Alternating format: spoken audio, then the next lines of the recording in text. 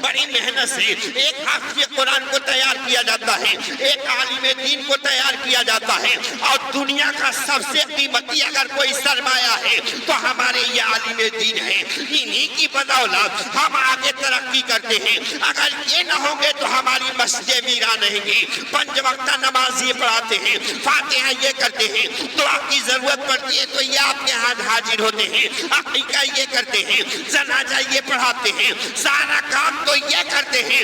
मगर ज़ाहिर नसीब कि 24 घंटा ड्यूटी देने के बाद अगर ये कहीं चले गए तो इनके ऊपर उंगलियां उठने लगती है। अल उलमा वरसतुल अंबिया सदक़ रसूलुहुन नबियुल अमीनुल मतीनुल करीम व नहनु अला ज़ालिका लमिनश शाहिदीन वश्शाकिरीन वल्हम्दुलिल्लाहि रब्बिल आलमीन। आइए हम और आप कुछ और जो मारूफ से पेशतर आकाए नामदार मदीने के ताजदार दोनों आलम के मालिक व मुख्तार नाइब परवरदिगार की बारगाहे नाज में जी लाकर दरूद पाक की डाली मोहब्बत की थाली में सजाकर पेश करें। अल्लाहुम्मा सल्ली अला सय्यदना सफियना हबीबना मौलाना मुहम्मद मादनिल जूद वल करम वालैहि व बारिक वसल्लिम सलातुम व सलामन अलैहि या रसूलल्लाह।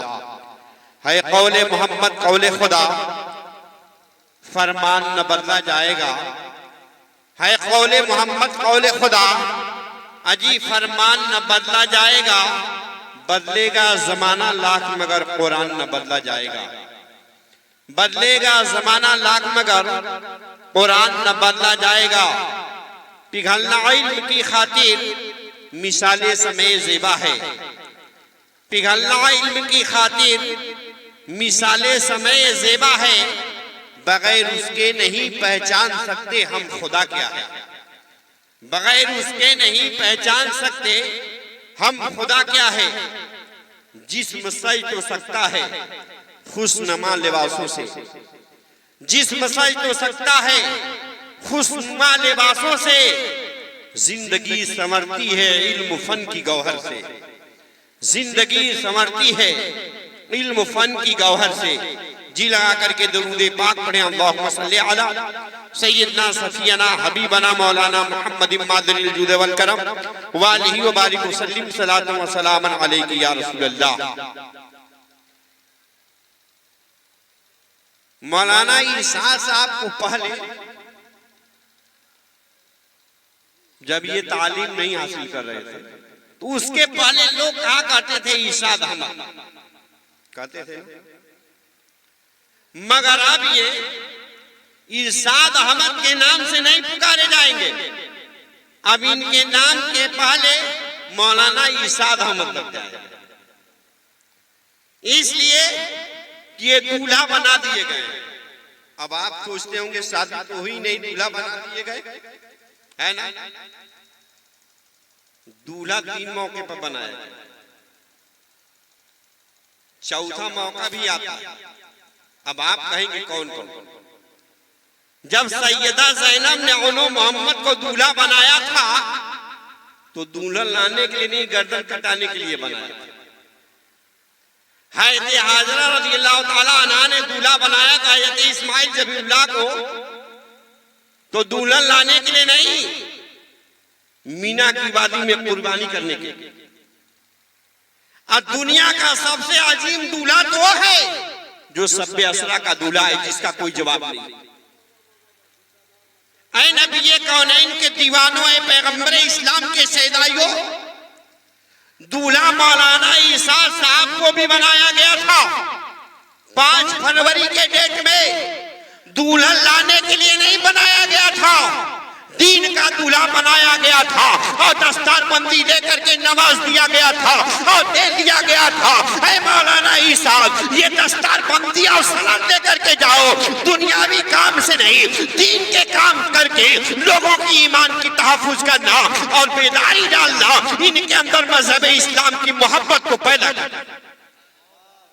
एक इंसान जब आलिम होता है या हाफ़िज़ कुरान होता है तो अपने पूरे इलाके को बदमज़हबों से बचाता है, ईमान की तहफ़्फ़ुज़ की जिम्मेदारी हो जाती है। ऐ नबी कौनैन के दीवानों, ऐ पैगंबर इस्लाम के शहदाई, लोग चमकते हैं, सब लोगों को चमकते हुए देखा गया, मगर क्या कोई दुनियादार भी चमका? बहुत दुनियादार आए, निस्तो नाबूद हो गए, मगर इसी दुनिया में, इसी कायनात में चमकने वाले चमकते रहे। आखिर वो किस बदौलत चमके? क्या वो दौलत के बुनियाद पे चमके? क्या वो सरवत के बुनियाद पे चमके? क्या वो रियाल के बुनियाद पे चमके? क्या वो हीरे जवाहरात के बुनियाद पे चमके? नहीं, वो हीरे जवाहरात के बुनियाद पे नहीं चमके, वो इल्म की बुनियाद पे चमके। ऐ नबी कौनैन के दीवानो, अगर चमकता हुआ देखना था तो आओ कुछ ही साल पीछे चले जाओ, हुजूर फकीह मिल्लत चमके हैं। आखिर वो किस बुनियाद पे चमके हैं? वो इल्म की दौलत की वजह से चमके हैं। हुजूर हाफिज मिल्लत चमके हैं, वो किस वजह से चमके हैं? दौलत की वजह से नहीं चमके हैं, वो इल्म के बदौलत चमके हैं। हुजूर ताजुल सरिया चमके हैं, आखिर वो इल्म की बदौलत चमके हैं। ऐ नबी कौनैन के दीवानो, जिसके अंदर इल्म होगा वही चमकता हुआ सितारा होगा। उन्हीं सितारों में से एक सितारा मौलाना इसाफ भी है, जो पुकर बिंदा को रोशन कर रहे हैं। चमक तुझसे पाते हैं सब पाने वाले, चमक तुझसे पाते हैं सब पाने वाले। मेरा दिल भी चमका दे चमकाने वाले, मेरा दिल भी चमका दे चमकाने वाले। बरसता नहीं देख कर अब्रे रहमत, बरसता नहीं देख कर अब्रे रहमत, बदों पर भी बरसा दे बरसाने वाले। जी लगा करके दुरूद पाक पढ़े, अल्लाहुम्मा सल्ली अला सय्यदना सफियना हबीबना मौलाना मुहम्मद मादरिल जुद वल करम वालिही व बारिक वसल्लिम सलातु व सलामन अलैहि या रसूल अल्लाह। हाफिज नकीब साहब, आप इस कायनात में है ना, मकान बनाते हैं, दुकान बनाते हैं, खेत खलियान बनाते हैं, मरने के वक्त लेकर के जाते हैं या छोड़ करके जाते हैं? छोड़ के जाते हैं। मगर अफसोस की बात यह है कि मरने के बाद हम छोड़ के जाते हैं, और हुकूमत कौन करता है? उसका मालिक कौन होता है? हमारा बेटा होता है। मगर हम इस लायक भी नहीं बना पाते हैं कि हमारा बच्चा कम से कम हमारे कब्र पे जाके कुरान की आयतों को पढ़े, कुरान की सूरतों को पढ़े, और कुरान की आयतों को पढ़ करके हमारी रूह को तस्कीन दे। आखिर ये कौन करता है? आखिर ये कौन लोग करते हैं? ये वही लोग करते हैं जो उलमा होते हैं, जो आलिम होता है, यहाँ ये कुरान होता है। ऐ नबी कौनैन के दीवानो, ऐ पैगंबर इस्लाम के शहदाइयों, जिसको अल्लाह तबारक व तआला पसंद करता है उसको आलिम दीन बना देता है। जिसको अल्लाह तबारक व तआला पसंद करता है उसको फकीह आजम बना देता है। जिसको अल्लाह तबारक व तआला पसंद करता है उसे हाफिज कुरान बना देता है। अब इससे पता ये चल रहा है कि ये दुनिया के लोग पसंद करें ना करें, मौलाना इरशाद साहब को अल्लाह तबारक व तआला ने पसंद कर लिया है ना। यहीं तक बात महत्व नहीं है। अब एक तारीख आपके जहन में डालो। हजरत औरंगजेब आलमगीर अलैहि रहमतुर रिजवान का नाम आप लोगों ने सुना होगा। उनका बच्चा जब हाफिज कुरान होने के लिए मदरसा जा रहा था तो उनके वालिद गिरामी आए, रोने लगे, आंखें बरस रही। वो मामूली आदमी नहीं थे, शहंशाह वक्त हैं। कहे मेरे वालिद गिरामी, मेरे होते हुए आप रो क्यों रहे हैं? कहा रो इसलिए रहा हूं, कल तेरे सर पे शफाअत का ताज होगा और मेरा सर इसीलिए रो रहा हूं। कहा ये कैसे? तो तेरा बच्चा हाफिज कुरान हो जाएगा तो तेरे सर पे शफाअत का ताज रख दिया जाएगा। अब मेरा बच्चा हाफिज कुरान नहीं है, इसलिए मेरे सर पे शफाअत का ताज नहीं रखा जाएगा। कहा हजरत औरंगजेब आलमगीर रहमतुर रिजवान ने की सुनो, ऐ मेरे वालिद गिरामी, आप परेशान ना होइए। जिस तरीके से मेरे सर पे शफाअत का ताज रखा जाएगा वैसे ही आपके सर पे भी शफाअत का ताज रखा जाएगा। उसी दिन से इरादा कर लेते हैं और हाफिज कुरान होते हैं। सुभान अल्लाह। उसके बाद कहा था अपने वालिद गिरामी से हजरत औरंगजेब आलम की रहमत और रिजवान ने कि जाओ आपके सर पे भी सफात का ताज रखा जाएगा। ऐ मदीने के ताजदार के दीवानों, ऐ पैगंबर इस्लाम के सहदाइयों, ये जो ताज रखा जाता है ये कोई आम आदमी नहीं रखता है। वक्त के पीरे तरीक़त रखा करते हैं, वक्त के आलिम दीन रखा करते हैं। ऐ नबी कौनैन के दीवानों, ऐ पैगंबर इस्लाम के सहदाइयों, हम और आप अपने ज़हन में एक बात सोचा करते हैं कि आलिम हो जाएगा तो महबूब तनख्वाह पाएगा, 7 से 8 हजार पाएगा, 8 से 10 हजार पाएगा। मगर याद रखना रिज़्क़ मिनल्लाह आता है, रिज़्क़ का मालिक कोई दुनियादार नहीं है, खुदाए पाक है। जिस हालत में रहोगे रिज़्क़ तुम्हें दिया जाएगा।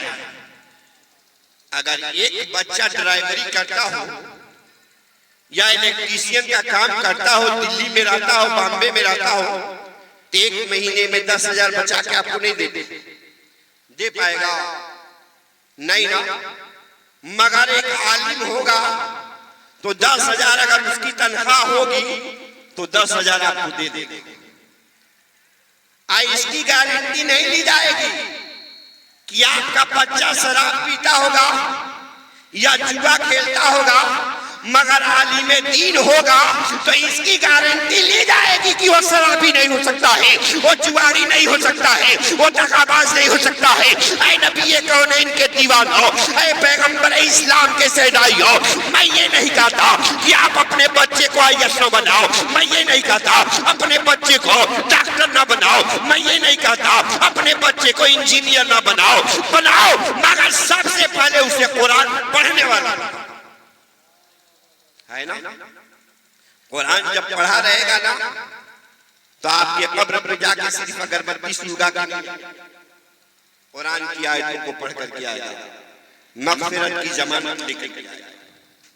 जी लगा करके दुरूद पाक पढ़े, अल्लाहुम्मा सल्ली अला सय्यदना सफियना हबीबना मौलाना मुहम्मद महदिल जुद वल करम व अलैहि व बारिक व सल्लिम सलातु व सलामुन अलैका या रसूलल्लाह, अस्सलातु व सलामुन अलैका या नबी अल्लाह।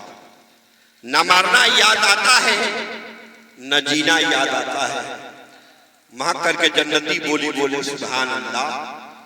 न मरना याद आता है, न जीना याद आता है, कसम अल्लाह की मुझको मदीना याद आता है। महक कर फूल जब सारे चमन को मस्त करते हैं, महक कर फूल जब सारे चमन को मस्त करते हैं, मुझे बस कमली वाले का पसीना याद आता है। एक रिवायत पढ़ दूं या लेके चला जाऊं? पढ़ो, मेरा टाइम है ना, आओ लेके चलता हूं। हायत अल्लाह के मुक़द्दस वली जमालुल औलिया की बारगाह नाज़ में, जमालुल औलिया की मुक़द्दस बारगाह नाज़ में वक्त के अल्लामा आए। उन्होंने कहा आज सावानुल मुअज़्ज़म की 29 तारीख है, कोई हाफिज़ कुरान नहीं। कहा ठीक है अल्लामा जाओ आराम करो, आज चांद होगा नहीं। वली की ज़बाने तर्जमान से बात निकली, अल्लामा ने कहा ठीक है आज 29 की तारीख है तो चांद नहीं होगा।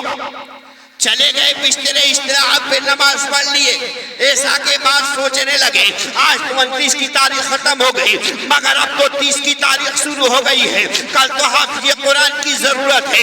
उठे और चले गए जमालुल औलिया की मुक़द्दस बारगाह नाज़ में और कहा ऐ जमालुल औलिया आज तो चांद हुआ नहीं, मगर कल तो चांद देखना भी नहीं है, तरावी पढ़ी जाएगी, मगर कोई हाफिज़ कुरान नहीं मिला है। तब कहा था जमालुल औलिया ने वक्त के अल्लामा जाओ और जाने के बाद सुकून से सो जाओ, सुबह तेरी नजर जिसके ऊपर टकरा जाएगी उसी को मेरे पास ला दे। देखे क्या मंजर, फजर के बाद एक आदमी लोटा लिए हुए पहुंच रहा, पकड़े, कहे चलो तुम्हें जमालुल औलिया ने बुलाया। कहा आज तुम्हें तरावी सुना देंगे।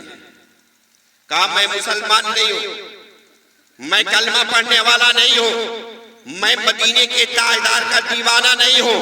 कहा कि हाफिज़ कुरान भी बनाना मेरा काम है और तुम्हें मुसलमान भी बनाना मेरा काम।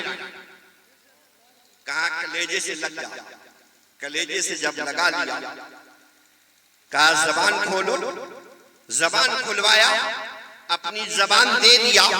कहा दूध जिस तरीके से माँ के सीने से दूध पीता था वैसे ही मेरी जबान को चूस लो। और जब जबान को चूसने लगे कुछ ही लम्हा गुजरा है, तब कहा था कि दूर हट जा, नहीं तो तेरा कलेजा फट जाएगा।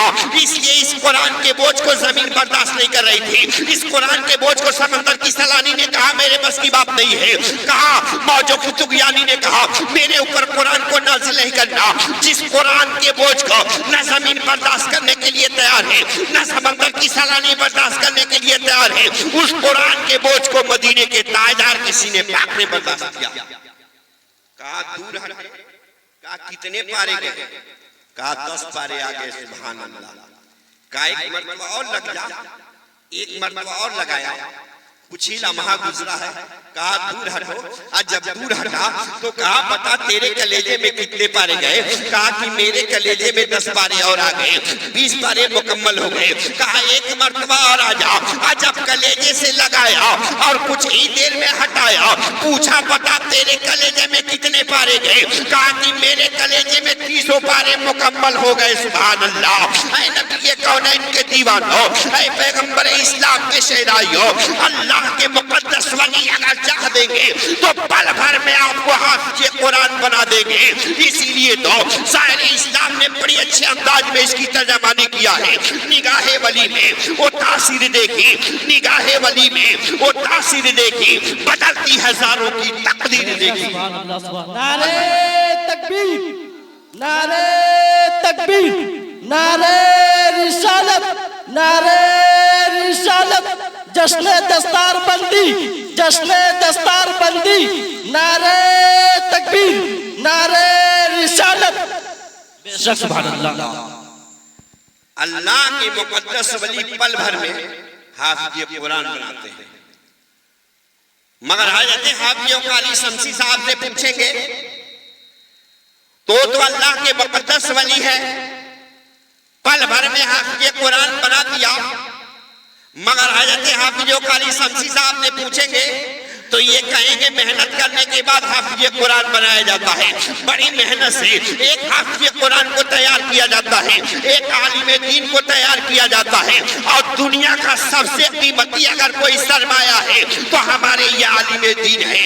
इन्हीं की बदौलत हम आगे तरक्की करते हैं। अगर ये न होंगे तो हमारी मस्जिदें वीरान रहेंगी। 5 वक्त नमाज ये पढ़ाते हैं, फातिहा ये करते हैं, दुआ की जरूरत पड़ती है तो ये आपके हाथ हाजिर होते हैं, ये करते हैं, जनाजा ये पढ़ाते हैं, सारा काम तो ये करते हैं। मगर ज़ाहिर नसीब कि 24 घंटा ड्यूटी देने के बाद अगर ये कहीं चले गए तो इनके ऊपर उंगलियां उठने लगती है। और हम और आपके बच्चे जाकर के 50,000 रुपया महाना कमाते हैं, 70,000 रुपया महाना कमाते हैं। और एक इमाम की तनख्वाह के लिए जब लोग महीने में जाते हैं तो बड़ी हिम्मत करके 100 रुपया अपने जेब से निकालते हैं, है ना? यही ना है हमारा हिसाब। आप जरा सोचो, आपके बच्चे को अगर 50 कमा रहा है, कहा जाए घर रहो 10,000 पाओगे तो कोई नहीं न रखेगा। तो आप इमाम की कदर कीजिए, इमाम की कदर करेंगे। आपका इमाम अगर चरपहिया से चले तो आप खुश होइए कि हमारा रहबर जा रहा है ना? इमामों से मुंसलिक रहिए, इमामों से टच होकर के रहिए और अपना हाथ किसी ऐरे गहरे नत्थे सत्ते पीर के हाथ में न दीजिए, अच्छे पीर के हाथ में दीजिए तो आपकी ईमान की हिफाजत करेगा। और बच्चों को आलिम दीन बनाइए, हाफिज़ कुरान बनाइए, यही हमारे लिए सबसे बड़ी दौलत। अब अल्लाह तबारक व तआला हमें और आपको हिदायत सिराते मुस्तकीम पे चलाए। अस्तगफिरुल्लाह रब्बी मिन कुल्li जंबी व तूबु अलैह। तूफाने नूह लाने से ऐ चश्म फायदा, तूफाने नूह लाने से ऐ चश्म फायदा, 2 बूंद ही काफी है अगर कुछ असर करे। अस्सलामु अलैकुम व रहमतुल्लाहि व बरकातहू।